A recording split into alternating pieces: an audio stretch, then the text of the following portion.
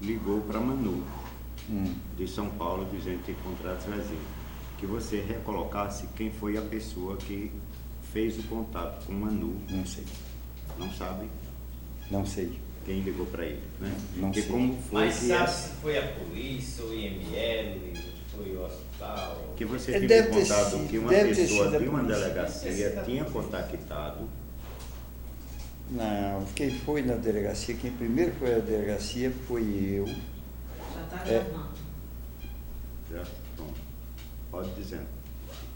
Então, primeiro foi você. Primeiro foi na delegacia, já depois do sepultamento. Inclusive,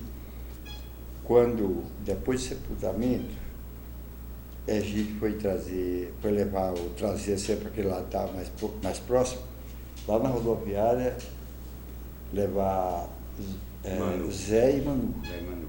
Aí eu falei quem é que vai? Quem é que vai? Eu falei, eu vou já abrir o suspeito de ter sido assassinado, porque era condenado pela auditoria militar de Pernambuco. Aí disse, Auditoria pelo militar. amor de Deus, padre, não faça isso não, que o único lugar que eu me sinto seguro é na casa de Madrinha Sagra.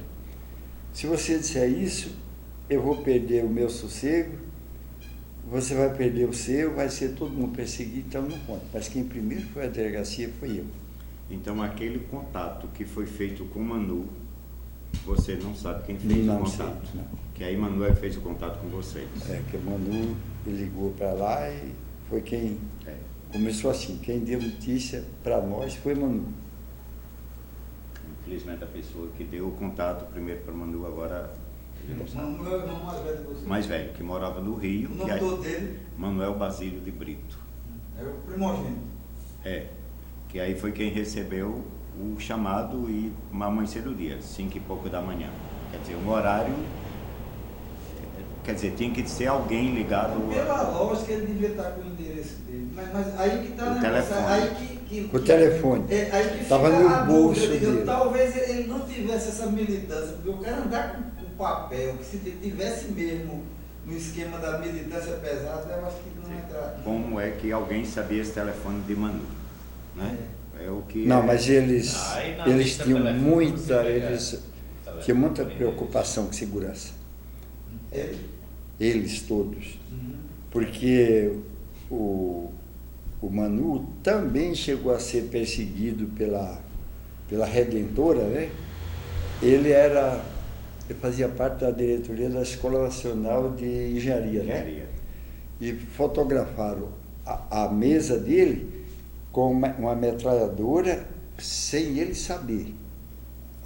O exército, para persegui-lo, botou a fotografia na mesa dele e tá aí o aluno.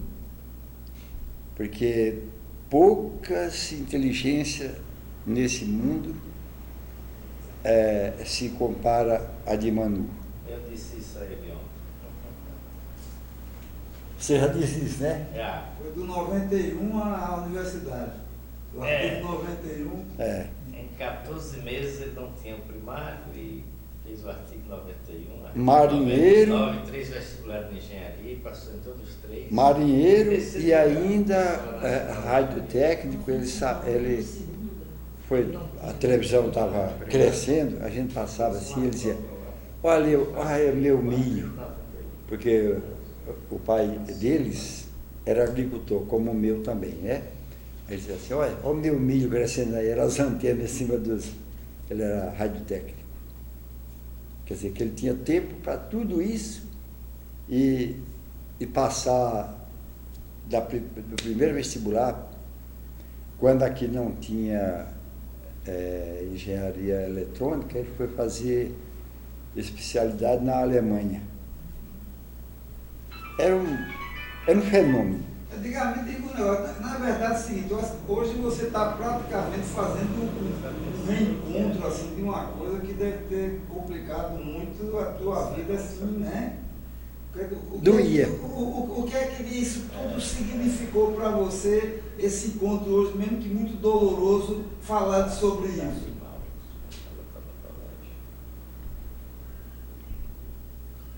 É um alívio. É um alívio. Porque eu sou inimigo da mentira. E montei essa mentira que contei para vocês aí, mas não foi o que eu quis, não. É porque o irmão deles, o José Ubaldo, que foi marinheiro, foi demitido da Marinha por aqueles atos complementares, sei lá, era amigo do presidente da Associação dos Marinheiros e Fuzileiros Navais, o José Anselmo dos Santos, alagoano. E, quer dizer, eu tinha muito que cuidar do Zé, porque era afilhado de papai e de mamãe meu. Aqui não tem para lhe apresentar, eu com 4 anos e meio fui padrinho dele. E foi meu amigo até... Ele ficava no hospital lá no Rio de Janeiro e sabe que quando eu não ia visitar no sábado e no domingo,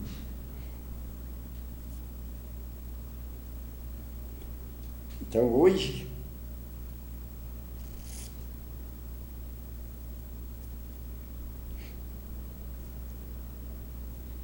a minha consciência está muito mais leve.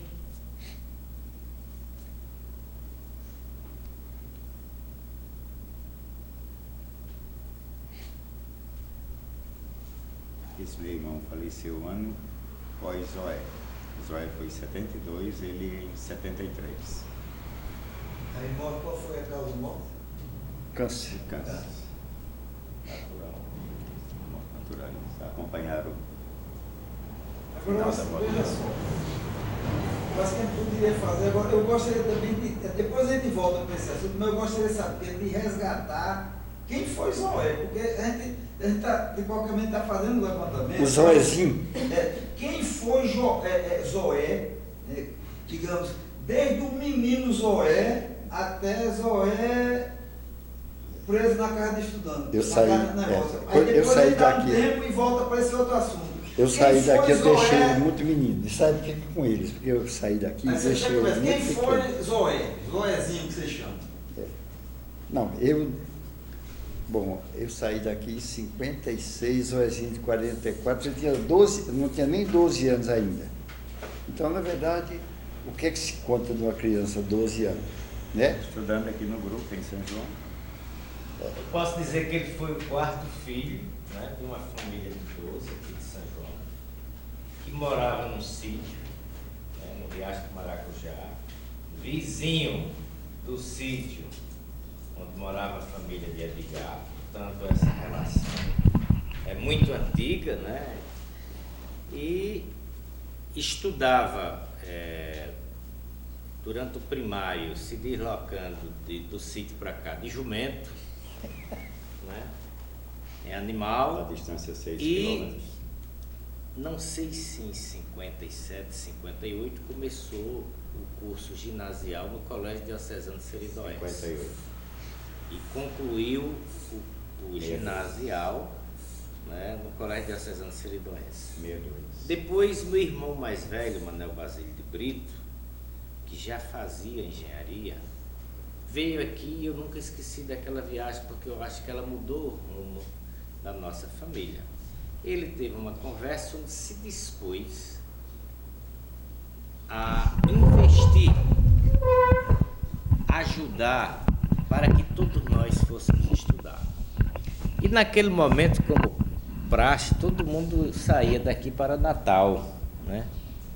E ele disse, olha, Recife é a 3ª capital do Brasil, naquele momento era, do ponto de vista econômico, do ponto de vista político, né? E principalmente do ponto de vista acadêmico, como ainda hoje é uma grande academia. E aí orientou que meus irmãos fossem estudar lá. Então, o Zoézinho era o homem, foi Anelita, Hilda, Iva, Zoézinho, Maria Paulina. Não sei se Geraldo foi depois. Não, então inicialmente foram esses 5. E Manu teve uma postura assim muito interessante, solteiro, ainda estudante. Até 1967 ele mandava 5 salários mínimos todo mês para esses irmãos, para que eles pudessem estudar e se manter em Recife, né? E aí ele terminou, foi cuidar da vida dele, cada um foi trabalhar. E aí Zoezinho já passou no vestibular de geografia. Aí eu não sei... Como era Zoé, assim, o desenvolvimento desde menino? Como era o jeitão dele? Rapaz, a gente aqui tem um jeito muito parecido um com o outro, né? Eu tenho muita dificuldade de falar desse tempo em função da faixa etária, porque quando eu comecei a me entender de gente, ele já tinha ido embora. Ora, se ele foi embora para Recife em 61, 62, eu estava com 8, 9 anos. Então a compreensão que você tem é muito pequena. O que eu lembro era que ele tinha muitos amigos. Eu lembro uma vez que veio uma turma toda do colégio Diocesano Seridoense, né, para cá, inclusive. Entre os colegas tem Aldo Aires, que na festa de 50 anos da turma do ano passado foi quem fez a homenagem. Aquele menino que ficou paraplégico de um acidente, Janúncio Melo, me lembro ele com 15 anos, brincando lá em casa, né? É uma memória assim muito vaga, né? Mas não era nada assim, né, e de fato depois veio aqui. Eu me lembro quando ele vinha, fazia muito sucesso, né? Um cara jovem, bonito, vinha de fora, né? Isso é normal até hoje, né? Mas a primeira vez que eu tomei consciência que ele tinha uma militância política foi muito próximo já dele ser preso. Aí eu já tinha... Isso 69? 70, nos anos 70, talvez 69, 70 é que eu vi que ele realmente tinha uma militância política, né? E em muito pouco tempo essa coisa culminou com a prisão do grupo, né? Onde além dele, eu me lembro que Luciano, que era um amigo dele, tinha Maurício, né? Tinha Roline, tinha Perli, né? E essas pessoas eu visitei na casa, hoje a Casa de Cultura de Recife, que era a penitenciária, né? Onde eu tenho essa referência, né? E aí ele foi solto através de uma liminar, e durante esse período da prisão eu sei pouca coisa. Uma característica que eu lembro, que eu nunca esqueci, é que eu ainda cheguei na minha casa, todos os livros que tinham lá foram rasgados, ainda estavam lá, até livro de organização moral e cívica, né, que era, né, rasgava. O objetivo não era político, era de provocar prejuízo mesmo, era de, né? E evidentemente minhas irmãs foram muito hostilizadas, né, durante as visitas, né? Entendeu? Eu cheguei a visitar, é um processo extremamente constrangedor, né? Principalmente para os casados.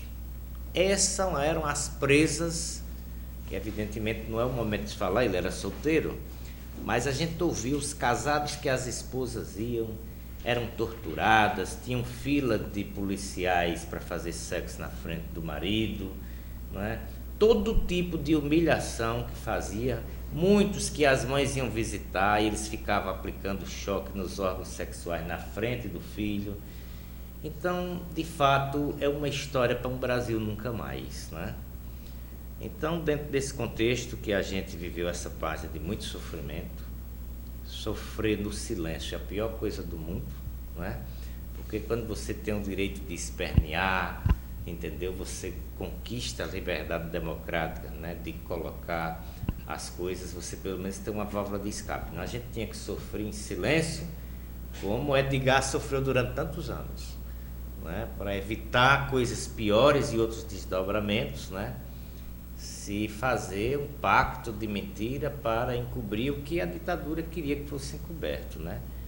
Então, esse 27 de setembro de 2013, para mim, né, ele tem uma importância histórica no momento que eu pude saber fatos novos. O fato de alguém que morre e a família recebe o corpo com a recomendação de que aquele caixão não pode ser aberto, é uma atitude insuspeita em qualquer circunstância.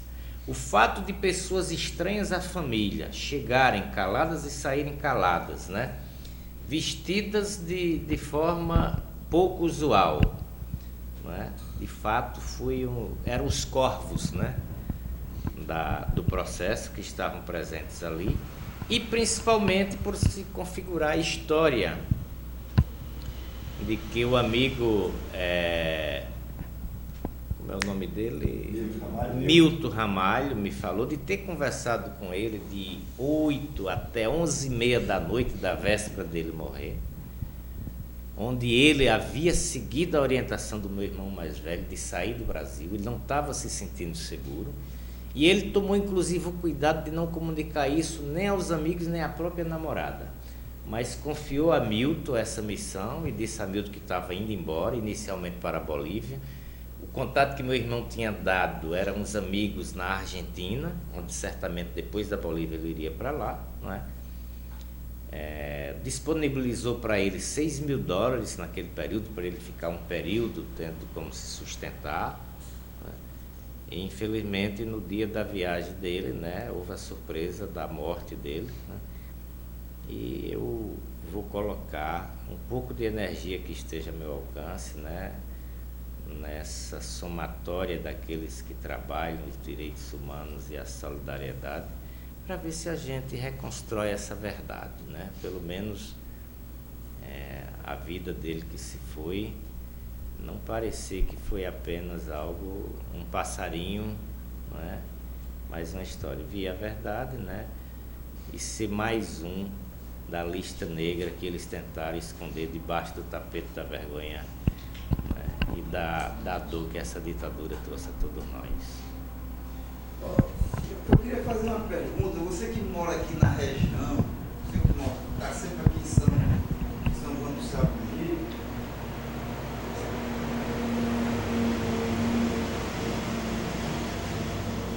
passados 40 anos, né?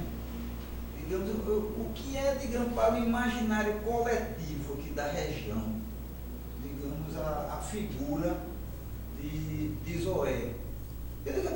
Aqui no Siridó, digamos, tem várias pessoas. Teve até a informação aí que foi feito um TCC, alguns anos atrás, com pessoas que tiveram algum tipo de repressão aqui na região do Siridó. Eu queria saber o seguinte, mesmo que sob muita informação, quer dizer, na época as coisas não fluíam, mas, digamos, no imaginário das pessoas, na informação, o que é Zoé para hoje, para essa população que está aí, ou pelo menos o que se comenta, o que se fala sobre isso. E além disso, eu queria também se falar sobre a questão da Comissão da Verdade, como houve aqui, como é que foi esse contexto? Certo. Roberto, olha, a gente sabe, aproveitando aqui a presença de colegas, são professores de História, né? E isso começou a fluir porque, pelo fato da gente trabalhar em mesmas escolas, eles começaram a trabalhar, não que vem nos livros, vamos dizer, da história do Brasil, eles começaram a trabalhar a chamada História Viva, que aconteceu aqui na região, que a ditadura chegou até o Siridó, como chegou, e assim, atingiu inclusive algumas pessoas, que muitas vezes a gente comentava determinados fatos na sala, e saía a questão da morte do meu irmão. E eles tiveram coragem de perguntar, se eu podia passar aquilo na sala de aula, para os alunos menores. Aqui fazia o 9º ano, né? 9º ano, lá no Fundamental, quando Vanuzinha pediu se eu podia ir dizer o que tinha sido, o que tinha acontecido com meu irmão, que foi aluno na mesma série dele, lá no Colégio Diocesano, e foi para Recife, fazia geografia, e de repente foi preso e depois assassinado em São Paulo. E eu fui colocar a questão de como foi que a ditadura, como a gente viveu. Quer dizer, a gente tinha uma questão que, ainda agora eu até comentei, ele ainda lembra do endereço do meu irmão dos anos 70, do início dos anos 70. Por quê? A gente não tinha que ter uma memória de elefante, a gente tinha que ser o próprio elefante, tinha que ser gravado. A gente não tinha anotado. Por quê? Porque era uma maneira de dizer onde mora, não sei. Qual o telefone? Não sei. Então, se você soubesse ou tivesse escrito, era mais alguém que entregava. Aquilo que Dilma disse para o senador do Rio Grande do Norte, Zé Agripino, que ele perguntou se de fato ela mentia em tudo. Ele disse que não, que quando mentiu que estava sendo torturada era para salvar vidas. Então o caso que ele fez aqui, a mentira, foi para salvar a gente.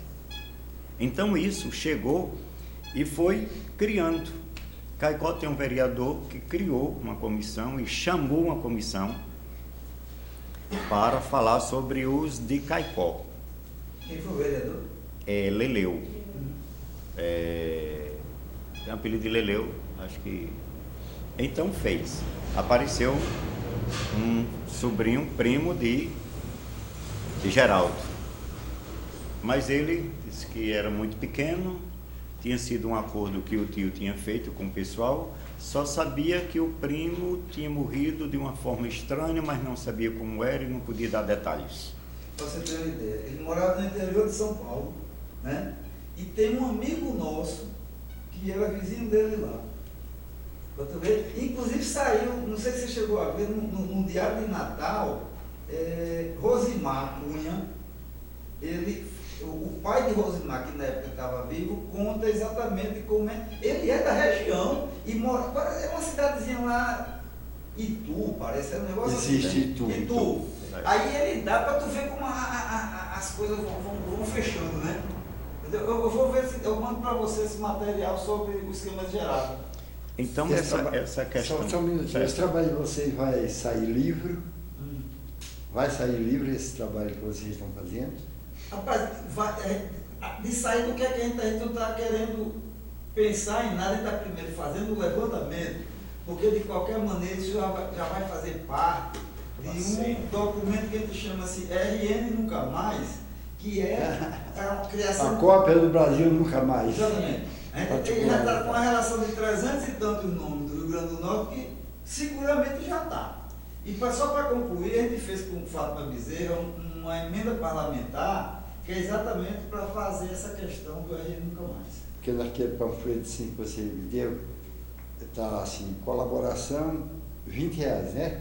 Sim. Eu até falei para ele trazer, porque quem sabe, se um dia a gente vê isso transformado em livro.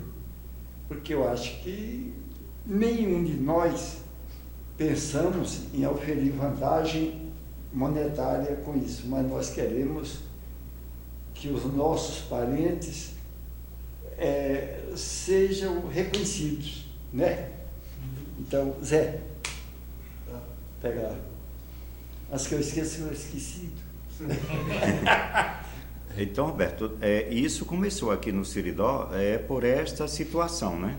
E depois a universidade, e várias vezes eu estive na sala de aula e alguém, como eu trabalho aqui em Caicó há 35 anos na sala de aula, e perguntando assim, Brito, não sei o quê. Então vai se criando esse fato e a Câmara chamou e perguntou se eu podia dar alguns esclarecimentos, onde, lamentavelmente, de 3 vereadores de Caicó apareceram 5.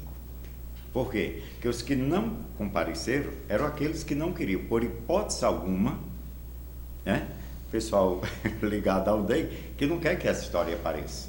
Muitas vezes aparecia fatos assim, para a direção da escola, quando eu comecei nos anos, o início dos anos 80, que o diretor da escola era pressionado do colégio em frente à vila dos oficiais do Exército. E o diretor muitas vezes foi cantado assim: por que você aceita esse professor na sala de aula? Esse cara não é para ser professor aqui não, que de repente ele vai dizer muita coisa, né? Então o diretor segurou a pressão, que era irmão de Laércio, né? Se olha, ele está aqui trabalhando geografia, está trabalhando geografia, que ele tem no livro e está trabalhando a geografia dentro do que nós precisamos trabalhar. Mas que ele foi pressionado muitas vezes, e eu soube muitos anos depois dessa pressão toda que ele suportou. Ele suportou porque o irmão, durante um determinado período, era o secretário da Casa Civil de Zé Agripino. Senão, eu tinha saído da escola porque não podia dizer absolutamente nada. Onde no Grêmio Estudantil, muitas vezes os alunos chegavam, o presidente, quando tinha Grêmio, e depois virou assim, tinha uma cópia da sua prova lá na mesa da diretora, que todo o Grêmio Estudantil tinha uma professora que fiscalizava, Dona Terezinha Viana, lembra?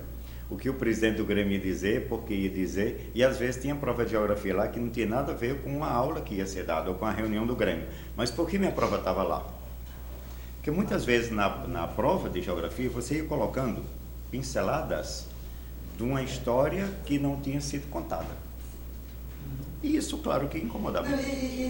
A cidade fala de Zoé, ou é aquela coisa ainda muito na penumbra, não existe? O ato, nós tivemos a universidade, o departamento de História, me convidou para uma audiência pública, agora no dia 17. E a audiência pública eu compareci, depois foi Salomão e Paritécio.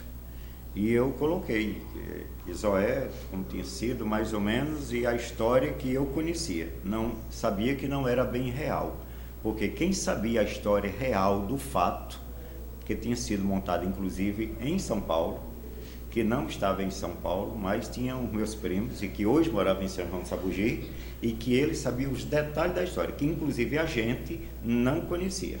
Então ele era quem podia contar a história de fato. O que eu sabia e contei foi o período que Zoé foi preso em Recife, o julgamento, aquele... Como você falou que convivia, como é que foi o teu convívio dele preso? Vocês iam semanalmente?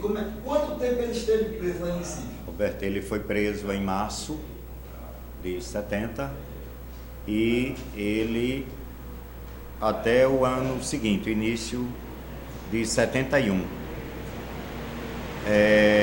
Então, nos primeiros momentos da prisão de todos eles, quando a gente buscou o contato... Aí você conviveu com Maurício, com Luciano, Juliano, Perli... Com esses meninos, Roline.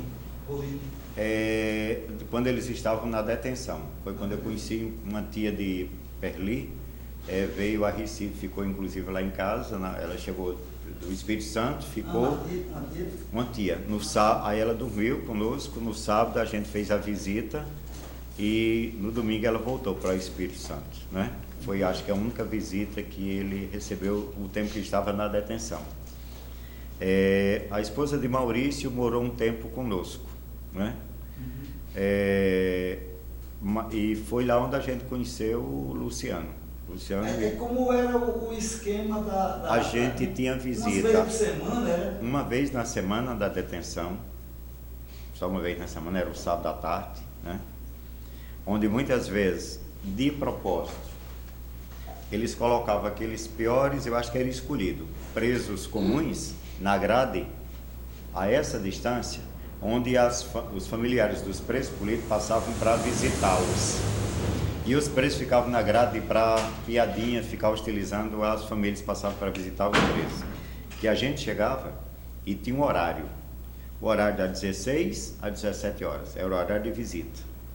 Às 16 horas ele ia começar a conferir o nome, se era parente, o que era, o que levava, o que queria visitar, o que é que ia visitar. Isso era para quê? Dificultar que tem hora que quando você entrava aqui para visitar, você chegava e falava, tinha 5 minutos, era hora de você voltar. Então tinha a família jovem, que ia. Mas você tem que saber uma coisa, a história do Brasil é toda escrita para agradar quem ganhou.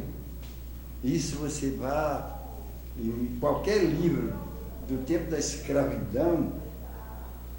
Tem um livro chamado A História do Brasil Incorreta. Se você ler a história da escravidão aqui no Brasil, você vai se envergonhar muito, porque é muito diferente da que se conta. E veja só, quando estava ainda nos presídios, no DOPS, algumas vezes minha irmã tentou visitou uma vez. Às vezes acontecia assim, está incomunicável. O termo incomunicável é que quando às vezes se conseguia conversar com eles um mês depois, é que naquela semana eles tinham passado por um processo de tortura tão grande que estavam todos deformados. Então alegava que estavam incomunicáveis. E muitas vezes desses incomunicáveis que eles iam, está incomunicável. E a família nunca mais tinha notícia. Porque eles torturavam, matavam e dali eles davam um sumiço naquelas pessoas. Quando dizia está incomunicável, a gente começava a ter suspeita e ficava ansioso até o dia que pudesse fazer a visita. Né? Então, como estava, aquela pessoa foi na delegacia, ia sempre a mesma, para não ir outro. Porque quando eu ia aqui no quartel, como companheiro de guardas, eu conversava com meu irmão, era uma mesa aqui, tinha um microfone, para cá, outro para lá. Ô Zé, não vai embora sem deixar comigo, não. Tá? E aqui tinha um sargento do exército ao lado. E eu tinha que conversar com meu irmão, dizendo o que tinha acontecido, se a gente tinha tido contato com alguém da família, sem citar os colaboração. Quem sabe se um dia a gente vai ver esse aqui é um livro. Depois eu vou discutir, depois a gente vai fazer o lançamento aqui. E não podia citar muitos os nomes, porque os nomes estavam gravados. E antes da gente chegar aqui para entrar nesta sala, parava ali na sala onde alguém fotografava. Sempre tinha um... Era intimidação mesmo, né? Intimidação. Para deixar a pessoa intimidada. Eu ia com a doutora Messi, que eu soube a comissão da verdade da universidade, me disse que ela tinha falecido. Fui com a doutora Messi. A gente chegou, parou ali, eu fui fotografado. Aí eu sentei aqui na cadeira, aí ela foi fotografada. Aí agora junta os dois para ser fotografado. E isso a gente tinha 15 minutos. Isso uma hora rolando, né? O taxímetro rolando. Estava rolando. 15 minutos para fazer essa fotografia para a gente entrar para conversar. Fala um pouquinho aí de Messi. Qual é o contato que vocês tinham e quem era a Messi? Doutora Mércia foi uma advogada, vamos dizer assim, que leu o que tinha na Constituição e tentava aplicar aquilo que a Constituição dizia, que o cidadão tem direito à vida, tem a liberdade e a pensar. E isso no tempo da ditadura militar era impossível.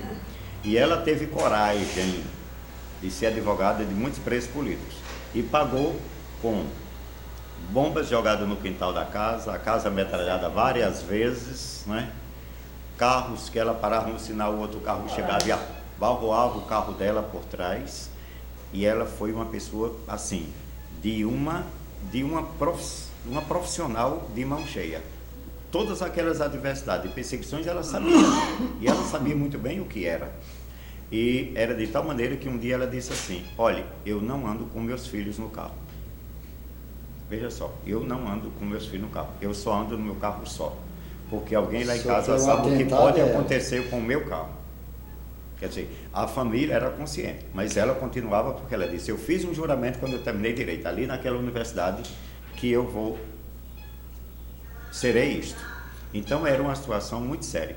Agora, a questão de Zoé era assim, professor de geografia, naquele tempo da ditadura, e falar que o país, a população estava empobrecendo.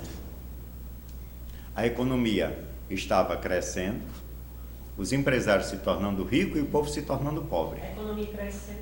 Então isto para a ditadura era uma ofensa. E você dizer isso numa sala de aula, de um cursinho pré-vestibular. E quem era o dono do cursinho, depois a gente descobriu? Um dos professores lá, que se dizia que amigo dos meninos, dos meus irmãos, e há muito tempo, inclusive tinha vindo uma vez aqui a São João do Sabugi, aquele moreninho, magrinho, que eu não lembro o nome, é até bom de lembrar o nome, era dedo duro. Foi ele quem deu o endereço e o horário de aula de Israel. Ele foi preso dando aula na sala de aula. E o dono do cursinho era um dos auxiliares no sistema de tortura, um tal de Sidney. Era, vamos dizer assim, o dos braços armados, que agia de forma bem sutil, que colaborava com a Scioli, que era um dos delegados. Veja como eles tinham. Como é que eu faço para montar esse cursinho? Eu tenho que ter uma licença da Secretaria de Educação. Eu tenho que ter uma licença da Prefeitura. Para ter isso, é necessário o quê? Qual a contrapartida? Então, na ditadura funcionava muito, aqueles cursinhos em Recife funcionavam dessa maneira. Se não fosse assim, não funcionava. Isso quer dizer, ele estava lá dando aula, trabalhando aquilo, e interessante, o vestibular começou cobrando isso, a prova de geografia, que tinham caçado sociologia e filosofia, e colocaram esse conteúdo econômico e social nas provas de geografia. Ele trabalhava. Pronto. E que o professor que topasse trabalhar isso, terminava nessa situação. Agora me diga uma coisa, como é que aconteceu esse nível de politização de Zoé, como é que ele foi preso? Teve uma história que ele foi avalista de Luciano, como é que foi o motivo, digamos, da prisão dele? Eu não sei onde aconteceu o encontro dele com os meninos. Isso eu desconheço. Apenas os meninos encontraram com ele em Recife, e como eram do Rio Grande do Norte, e ele morava lá já há algum tempo, pediram para ele ser o avalista de um apartamento em Boa Viagem. E esse apartamento em Boa Viagem foi transformado, era onde os meninos moravam, eles foram presos. Era o aparelho deles. Que foi chamado de o aparelho deles. E Zoé morava em outro canto, Alto do Mandu, próximo a Ipujuca. Então, veja só, que quando eu estive lá, depois que ele foi preso, eu estive lá na casa, a mulher pediu que, pelo amor de Deus, eu levasse aqueles livros, que aquele livro era um terror. Cheio de livros. Os livros dele, que ele era professor, Quer dizer que esse livro negócio de ser didático. avalista foi o que o governo usou Pronto. para prender. Ele foi preso porque eu sou avalista dele. E agora quem é o avalista? Esse aqui. Se eu sou amigo dele e ele foi preso, eu também sou do mesmo grupo. Que foi isso que no julgamento da 7ª Auditoria Militar, o oficial da Marinha achava que ele não encontrava algo para ele ser condenado. E simplesmente o cara do Exército calado, não disseram nada. Apenas um disse que ou eles ou um ou outro, né? E assim, a gente tem que condená-lo. Por E isso aí enquanto que isso, deram o habeas corpus para ele, lembra? Nesse período aí. Mas ainda passou 7 meses, você falou, ainda preso. ainda estou desse tempo. Mas se tivesse endurecido, eles não tinham dado nem esse habeas corpus. A repercussão, digamos, essa coisa acontecendo lá em Recife, e seus pais aqui, como é que isso foi dentro da família? Olha, papai permanecia calado, não comentava, até talvez pela questão do livro de escolaridade. E minha mãe me fez uma vez um comentário. Eu vim aqui e ela me disse assim: eu sei que desde aquela prisão do Zoezinho, a vida dele é feito uma vela ao vento. Só o comentário que fez. Somente. E na cidade as pessoas tripudiavam, tem tipo assim, eu acompanhei um caso lá em Toritama, que tinha, que às vezes as pessoas, era um bullying, né? Aquele negócio mortal, assim, aquele negócio que fede, né? Existia isso aqui? Aqui não, eu conheço isso de Caiçara do Norte, que a população lá não botava os filhos na escola para não se tornar igual ao filho de Dona Joana, comunista, Emanuel. Eu acho que não entrava nessa época. Quer dizer, você é pernambucano? Não, sou daqui. Mas Toritama não é Pernambuco. Mas eu fui para lá também fazendo. O pessoal troca de informação, né? Mas é Porque havia também muito aqui na nossa cidade. Não. O entrave para isso aí. Não, é só uma. Diga seu nome Meu nome é Vanúcia, eu sou professora, eu trabalho com o professor Brito lá no Colégio Diocesano. De Caicó? Sim, em Caicó. Eu acho que muita coisa não se sabia, a dificuldade dos meios de comunicação que nós não tínhamos na época, praticamente. Né? Então muita coisa não chegava nem à opinião pública. E não era nem só não ter os meios de comunicação, era O com medo os meios também. de comunicação chegavam as pessoas. Havia todo o controle por parte do governo dos meios de comunicação. Havia uma censura muito forte, Desde o entendeu? começo. Então assim, não era divulgado. Maria do céu, mas não brinque não, que naquela época, aqui na nossa região, poucas casas tinham rádio de pilha, a verdade é essa. Poucas casas E tinham. olha que A televisão não se tinha. E Em São João de Sabugi, era assim: os filhos de Zoé, que era meu pai, os filhos de Zoé, que é assim, filho podia sair para estudar, filha não. Meu pai, com auxílio do meu irmão, levou minhas irmãs, saíram do Santa Terezinha, que eram internas, no período de Juscelino Kubitschek, tinha aquelas bolsas que hoje é mais ou menos o SISU, não é? Então o aluno fazia a prova, tinha aquela nota, aí ele ganhava uma bolsa para estudar interno, ou no colégio de freiras ou no colégio de padres. Aqui no caso, no Ciridó, nós tínhamos colégio feminino, o Santa Terezinha, e o masculino Diocesano. O Zoé, a nota dele, ele tinha até a lavagem da roupa, era pago por essa bolsa. Tudo era pago pela bolsa. Minhas irmãs também tinham essa bolsa, no Santa Terezinha. Então, quando eles saíram do Santa, foram para Recife. E para entrar no colégio estadual em Pernambuco, tem que fazer um concurso para saber se você conseguia entrar no colégio estadual. E minhas irmãs tinham sido alunas do Santa, e a nota delas, elas tinham direito de escolher o turno de estudar. Elas tiraram nota acima de 8. Aí, resultado, moça sair, uma filha sair para estudar fora da sua cidade, naquele tempo, no início dos anos 60, era um escândalo. Era um escândalo, não tinha que casar. Então foram estudar fora. Então, um comentário que só tinha aqui na cidade, e muito bem, sabe, né? Que os filhos são comunistas. Pronto. Os filhos são comunistas porque foram estudar. Era muito forte. Era muito forte. Muitíssimo forte. Era perigoso. Perigoso. O termo era esse. É perigoso ser comunista. Falava subversivo, que eles sempre tentavam. Na verdade, isso foi parar há pouco tempo, não faz muito, não. Com essa idade que eu tenho estudar. Tizoé e Seu Braga. Foi. Né? Tizoé e Seu Braga. Realmente, até algum tempo atrás, esse negócio, até os anos 90, se quisesse acabar com a Todo pessoa o período da Guerra Fria. Todo o Todo período o período da Guerra Fria foi isso. Era a divisão dos dois blocos, sim. Era o capitalismo temendo as ideias sociais. Você lembra o slogan quantas vezes a gente escutou em Caipoaguará? Nos anos 80, Vivaldo Costa chamava Paritécio de comunista da batina vermelha. Pare da batina vermelha. Salomão era o comunista do pé roxo. Lembra que era a equipe de Zé Agripino, chamava Salomão Gugel, comunista do pé roxo. Então, pelo fato de você usar ter um adjetivo comunista, você era rotulado de tudo que é ruim. Casado com a Rússia. Fez curso de medicina lá. Tá vindo para cá para pegar o comunismo. Quem é? O comunista do pé roxo. Isso era um absurdo. Agora, quem criou muito isso é culpa da Igreja Católica. Sabe por quê?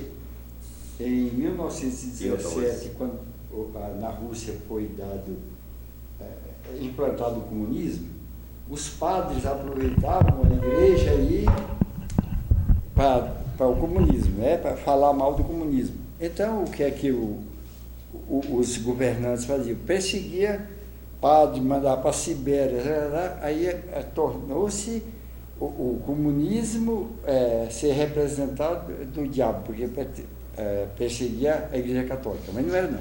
Perseguia algum padre que se metia na política. Que a professora de história quer dizer ali que o Papa não, se você é o Alfredo Gugel, nunca teve problema. Quer dizer que Pio XII abençoou as tropas nazistas quando foram invadir a Rússia na Segunda Guerra Mundial. Quer dizer, Angela Merkel pode ter 3 mandatos, mas Hugo Chávez não pode, né? Não pode, não. Sempre é assim. O problema é isso. Não é? Agora, eu acho que depois disso tudo, eu acho que tem uma coisa, a gente está pensando. Dá só uma paradinha. A gente